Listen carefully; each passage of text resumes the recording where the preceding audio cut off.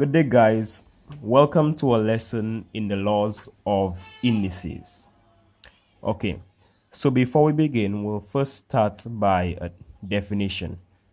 What is an index?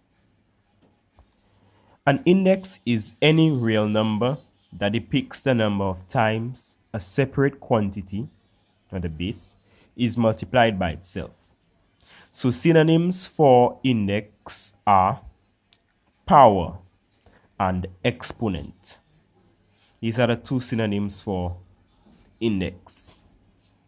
Okay, so an example in 7 raised to the third power, 7 to the third power, 3 is the exponent that says to multiply 7, which is the base in that case, by itself 3 times. So we say that 7 to the third power is 7 times 7 times 7. When we work that out, we find out 7 times 7 is 49, and 49 times 7 is 343. That's how we work this out. Now, before we go into the actual laws of indices, I want to work out some equations involving exponentials in arithmetic. So first of all, let us remind ourselves of BOMDAS. The B stands for brackets, O stands for orders, which I want us to focus on. D stands for division, M multiplication, E addition, and S subtraction. So this orders there, that represents powers, exponents, these things. That's what orders represent.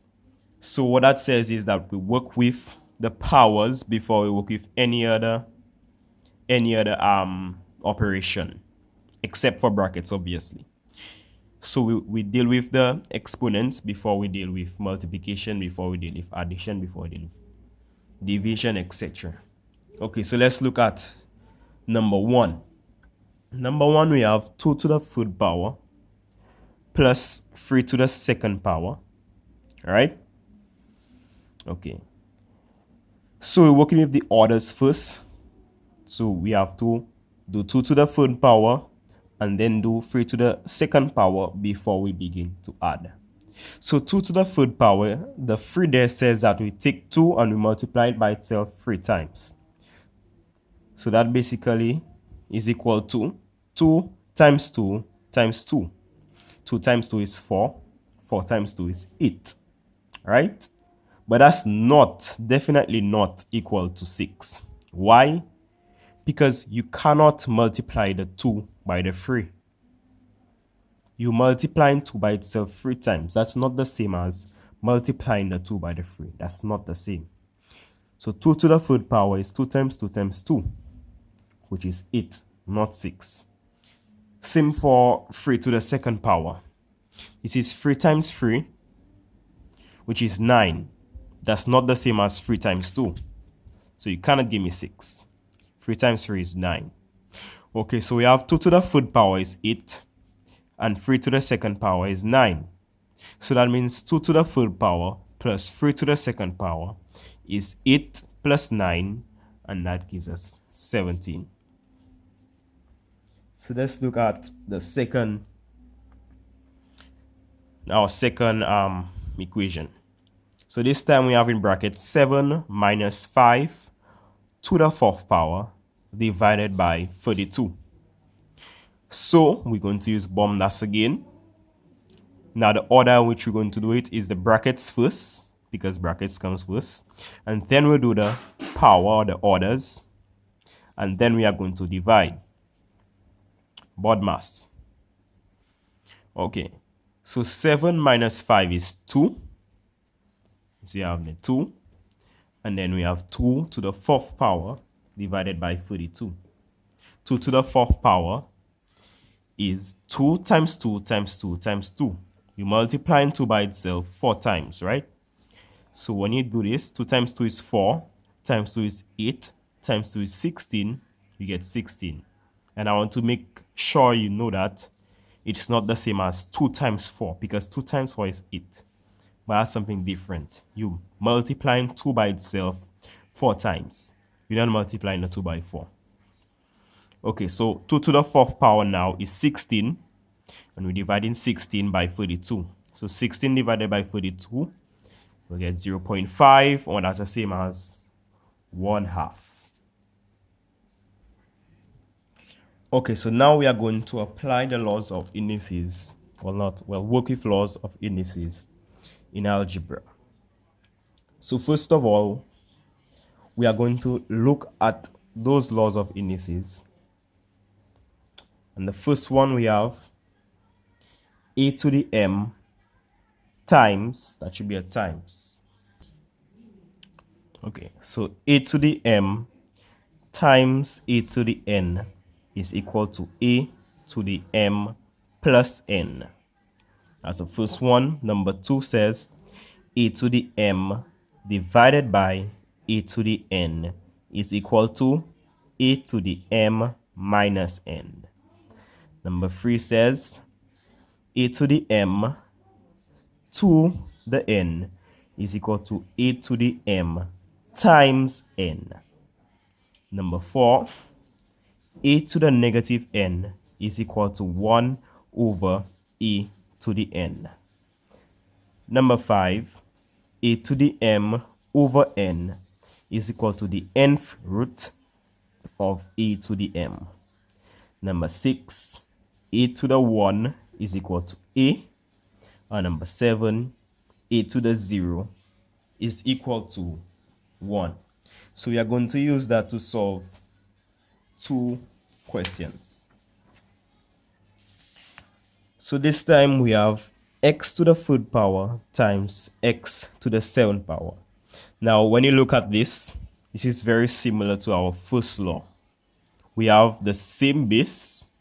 Our base in this case is a, but our base in this case is x. But it doesn't matter. The fact is that we have the same base, right? And in that case, we have 2 different powers. So we have 2 different powers there as well. And the other similarity they have is that we are multiplying. So we are multiplying there, and we are multiplying there. So in order for us to do this, we are going to use our first law. So our first law says basically, if you have a base raised to a certain power multiplied by that same base raised to a certain power, the answer is the base raised to the sum of the 2 powers. So we can apply it here. X to the 3rd times x to the 7 is x to the 3 plus 7. All we do is just add the powers. In this case, m is 3 and n is 7. So we just add the 3 and the 7 to give us x to the 10th power. The second one, we have p to the 11th power divided by p to the 4th power, right? Now, what does that look like? It looks like the second case. Because we have the same base, p, a, a. We have 2 different powers, 11, 4. They can be the same, but in most cases they are different. So we have 11, 4. So 11 represents m, and 4 represents n this time. Okay. And the other similarity is that we divide in them. So they are very similar. The only difference is that we give m a value, which is 11, and we give n a value, which is 4, and we change the base. It's not a this time, it's p. But the rules apply the same way. So all our law says is to find the difference between the first and the second power. So p to the 11 divided by p to the 4 is equal to p to the 11 minus 4, which is p to the 7. Okay, so our third one is a little bit more challenging or complicated. Let's see. So this time we have a to the 3rd power to the 2nd power divided by a to the 6. Now let's look for, this one actually has 3 laws in it. 3 laws that we can use.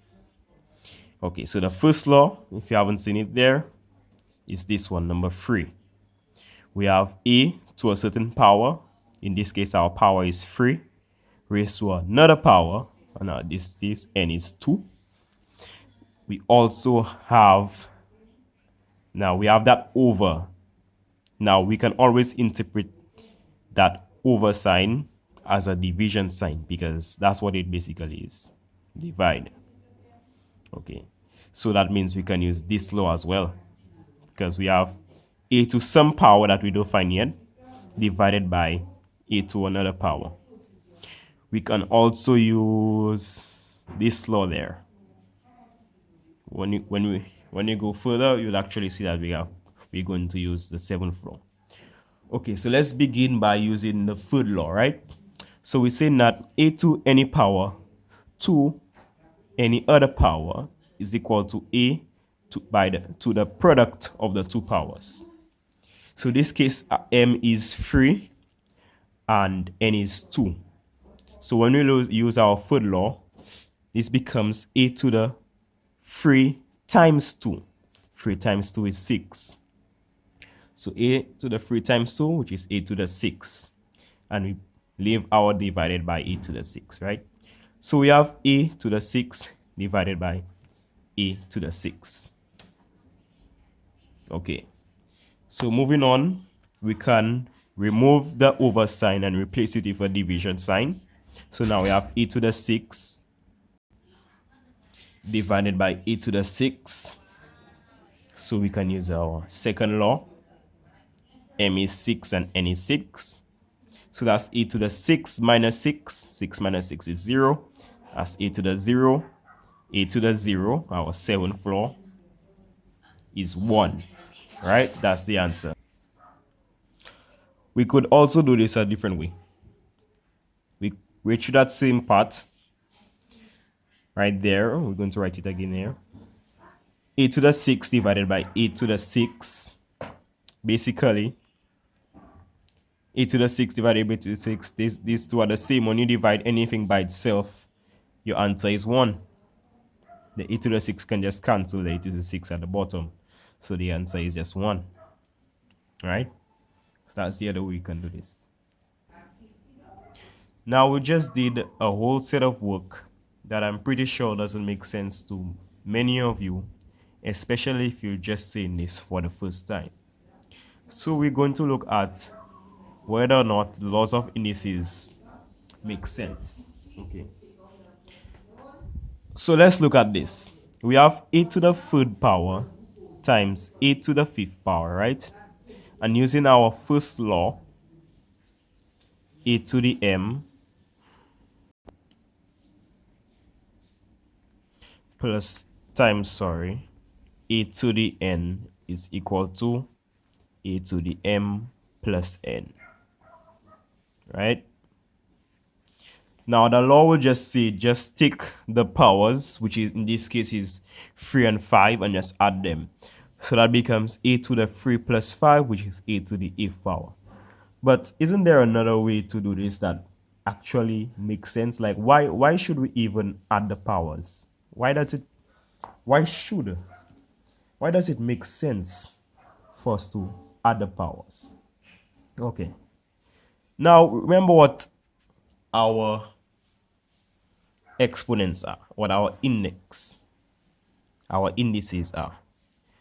This is an index, this is an index. It's an exponent, it's a power. Same name.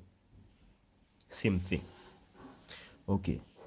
So this number there tells you that a is multiplied by itself 3 times.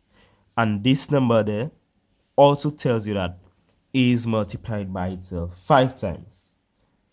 And then you basically take the two and you multiply them by each other. So a to the 3rd power is a times a times a. And a to the 5th power is a times a times a times a times a. Right? So now if you multiply the two of them together, so that's a to the 3rd power times a to the 5th power, you end up having a times a times a to the 3rd power, multiplied by a times a times a times a times a to the fifth power, right? So if you want to know how many times you multiply a in that entire scenario, you basically counting 1, 2, 3 plus 1, 2, 3, 4, 5. 3 plus 5 is 1, 2, 3, 4, 5, 6, 7, 8. You are multiplying a by itself 8 times.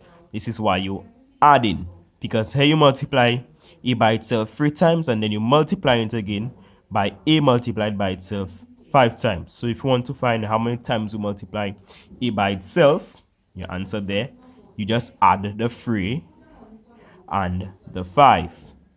So this is why the law says no matter what power m is, or no matter what power n is, all you have to do is just add the two powers. Because let's look at the second example. Okay, so this time we have x to the third power times x to the second power. The law says just add the two powers. So that's x to the 3 plus 2, which is x to the 5. So let us see. The 3 there says that x is multiplied by itself 3 times. This is not a over, this is not a division sign. I'm just grouping them and I'm calling it that. So the 3 there says that x is multiplied by itself 3 times. And the 2 there says x is multiplied by itself 2 times. So this here is x to the third, and this here is x to the second power. So when you take them and you multiply them, how many times are you multiplying x? You are multiplying x 1, 2, 3, 4, 5. Basically adding the 3 and adding the 2. 3 plus 2, x to the 5. So you are multiplying x by itself 1, 2, 3, 4, 5. 5 times. Okay. Okay, so our next one is p to the fourth power divided by p to the second power. Now, our law there says, that's our second law, a to the m divided by a to the n is equal to a to the m minus n. It doesn't matter that this case it's a p and our law is a a. What that says is, as long as the bases are the same, all you need to do when you're dividing is just subtract the powers. So we have p there, we have p there, they are the same. We have a there, we have a there, they are the same. So as long as the bases are the same, you just subtract the powers. So in this case, m is 4 and n is 2. So that becomes p to the 4 minus 2, which is p to the second power. Why do we subtract when we divide? Does that make sense? Okay, back to the definition of an exponent. Exponent says how many times we multiply the base by itself. So p to the fourth power says that you are multiplying p by itself 4 times. So p times p times p times p. And p to the second power says you are multiplying p by itself 2 times. P times p. We can also remove our division sign and put over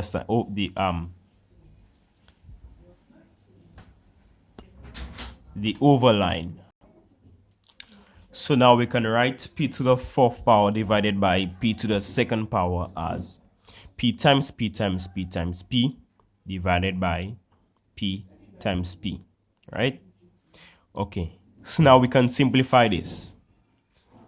We have p in the denominator and we have p in the numerator. So you can cancel out 1p with 1p at the top. P into p is 1, p into p is 1. Here again, p into p is 1, p into p is 1. So what do we have remaining? We just have p times p. 1 times 1 is obviously 1, and 1 multiplied by anything is itself, so you don't really have to worry about the 1. All we have is p times p. Basically, p times p is p squared because you are multiplying p by itself 2 times. Now, we had 4 at the top and we had 2 at the bottom. The 2 at the bottom took out 2 from the 4 at the top. So when you're taking out something from a group of something, you are subtracting. You're taking out 2 from 4, or 4 take away 2, 4 minus 2. This is why we subtract, because those at the bottom, depending on how many of them, in this case it's 2, they are going to take out some from the top. They're going to take out some from the top. Taking out some, depending on what that number is, you have to subtract that number from whatever that number is. So in this case, the number was 4, and we took out 2 from it. So this is why we subtract the powers, because this is the 2 is our exponent. We're multiplying p by itself twice, and the 4 there is our exponent for the numerator, and we're taking out 2 from 4. So we only have p being multiplied by itself 2 times. So that's 4 minus 2, which is p squared. Okay, so let's look at the other scenario. Now, in order for us to do this, let me write down the other law that's important. A to the negative n is equal to 1 over a to the n. Okay. So this is our other law, right? So now we have p to the third power divided by p to the fifth power. If you were just to use the law, the second law, that becomes p to the 3 minus 8. We're subtracting the powers, which is p to the negative 5. And if you use this law now, which says a to the negative n is 1 over a to the n, we see that p to the negative 5 is 1 over p to the 5. We remove the negative sign and we put it positive. All right? But why is this so? Let us see. Okay, so p to the third power, as we know, is p multiplied by itself 3 times. P to the 8th power is p multiplied by itself 8 times. We also know that we can remove the division sign with the over line. All right? We basically are the same thing. Now, this time it's a little bit different. It's the same concept, the concept of cancelling out, but the one at the numerator, because it's smaller than one at the denominator, there is some left in the denominator. Okay. So basically, 3, we're taking out, the 3 in the numerator is taking out or cancelling out 3 from those in the denominator. So it's taking away 3 from those in the denominator, right? So we cancel. We have 1 at the top. 1 times 1 times 1 is 1. And then we have p being multiplied by itself 5 times there. So when we simplify this, we cancel these out, so they are no longer important. We have 1 over p times p times p times p times p, or p multiplied by itself 5 times, which is 1 over p to the 5. Same thing you have there. This is why it's negative 5. The negative means it should be in the denominator, not in the numerator. Why? Because this time the majority of the p's is in the denominator, p to the 8, and the minority is in the numerator. So most of the p's are in the denominator. P multiplied by itself 5 times, 1 over that. Okay. Okay, so previously we showed that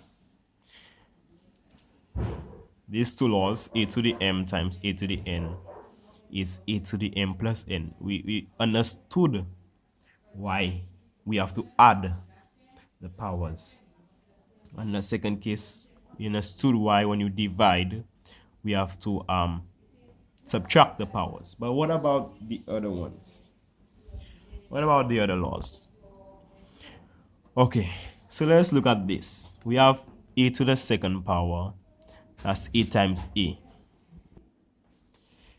a to the third power is a times a times a. And a to the fourth power is a times a times a times a. If you continue, see that a to the fifth power will be a times itself 5 times, a to the 6 times itself 7 times, and so on. But basically, a to any power, we'll call that power m. A to any power, we'll use a variable to represent that because it can be any number. It's basically a multiplied by itself that number of times. So a times a times a times a times a times a times all the a's in between times the final a. That's what it is. A to any power is a multiplied by itself that number of times, right? Because that's what an exponent tells us. That's what it tells us. How many times you multiply the base by itself. Now, when you look at this pattern, each time we go down, we are multiplying by an extra a, or multiplying by a. Each time we're going down, we're multiplying by a. So so a to the third power is a times a, or a squared times a. A to the fourth power is a to the third power times a. A times a times a times a. That's one thing. Each time we go down, we basically multiplying by a, multiplying the previous by a. And that's not the only pattern we can see. If you look at the numbers, each time we go down, we are basically adding 1 to the powers. So we have a to the second, and then we have e to the third, and then you have e to the fourth. So what comes next? E to the fifth, e to the sixth, e to the seventh, and so on, right? So now if we are going in the reverse direction, when we are going down, we multiplying by a and we adding 1 to the power. But if we are going in the reverse direction now, obviously we should follow the reverse of this. So instead of multiplying by a, we will be dividing by a. And instead of adding 1, we are subtracting 1. Okay, so when you're going from a to the fourth to a to the third, we're dividing by a. So we'll cancel out one of the a. We only have 3 a's remaining. A to the third to a to the second, we're dividing by a. So we cancel out one of the a. You have 2 a's remaining, right? And not only that, we're subtracting 1 from the numbers. So that's 4. 4 minus 1 is 3. 3 minus 1 is 2. So obviously, a to the 1 now, when you go up, we're subtracting 1 from 2, a to the 1. We divide by a. So we divide a to the second power by a. So we're cancelling out a. So now what about, what number would come there? We have 1. 1 minus 1 is 0. Right? So now we are dividing a by a. We are dividing a by a. Now, anything divided by itself is 1. So this is why a to the 0 is equal to 1. Because when you follow that same process, you subtract 1 from 1 is 0. And then you have to divide by a. A divided by a is 1. So what about a to the negative 1? That's a previous divided by a. So 1 divided by a is the same as 1 over a. 0 minus 1 is negative 1. So a to the negative 1 is 1 over a. What about this one? You take away 1 from negative 1, that's negative 2. A to the negative 2. And then you're dividing by a again. So that's the same as multiplying by 1 over a. So 1 over a times 1 over a is 1 over a times a, or 1 over a squared. Dividing is the same as multiplying by the reciprocal, right? And if we continue, we'll see that a to the negative 3 is 1 over a times a times a, which is 1 over a to the third power. So that's important. We learn that a to the 0 is 1, a to the 1 is a, and not only that, a to the negative n is 1 over a to the n, because from the time we pass a to the 0, everything else goes in the denominator. We just have 1 at the top because we're continuing to divide by a. And when you're dividing by a number, that number goes in the denominator. Okay. Okay, so now it's time for us to go to the difficult stuff. Simplifying complicated expressions. So the first thing I want you to remember is the commutative law. We'll go into that in a moment. So number 1, we have 6x squared times 3x to the 5th power. Now, I'm sorry, I forgot I had to block this. So let's start again. So we have 6x squared times 3x to the 5th power, right? Now, what the teacher would normally advise you is to just take the numbers, multiply them. In this case, 6 times 3 is 18. And then work with the variables. So that's x and x. So we have x squared multiplied by x to the 5th power, right? So x squared times x to the 5th power. From our laws of indices, we know that we add the two powers. So